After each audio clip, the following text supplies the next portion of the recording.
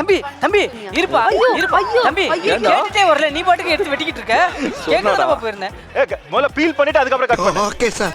பண்ணுப்பா இப்போ நமக்கு இந்த டிவில பாக்கும்போது ரொம்ப ஈஸியா இருக்கும் இல்லையா? ஆமா. அதெல்லாம் நேர்ல வந்து அனுபவிச்சு பார்த்தாதான் ஒவ்வொருத்தனோட கஷ்டம் என்னன்றது உங்களுக்கு எல்லாம் என் தெரியும். பொண்டாட்டி அப்பயே சொன்னா வீட்டுல சமைச்சு பாருன்னு உங்களை தான் அது கேட்கிறேன். வெள்ளம் வரும்போது அது போடணும். என்னோட மகன் ஹெல்ப் பண்ணிட்டு இருக்கான். தம்பி இது என்னப்பா அது? இந்த மாதிரி ஒரு ரெசிபிக்கு இப்படி ஒரு ஹெல்ப். Onion feeling. ஆனா ராகேஷ் கூட இந்த மாதிரி ஹெல்ப் பண்ணது இல்ல. இல்ல? ஆமா. கசண்டரா என்ன டேபிள்ல. அது கோர்ட்டு தவறிக்க வேண்டாம் இரு உள்ள வச்சுக்கிறேன். எனக்கு பொண்டாட்டிக்கு புரியல. ஐய் என்ன பண்றீங்க ரெண்டு பேரும்? என்ன டிஷ்ஷே முடிச்சிட்டீங்களா?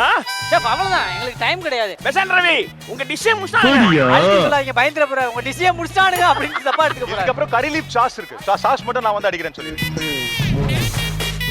இவ்வளவு நேரம் இவங்க பண்ண டிஷ் கரெக்ட்டா வந்துருச்சா?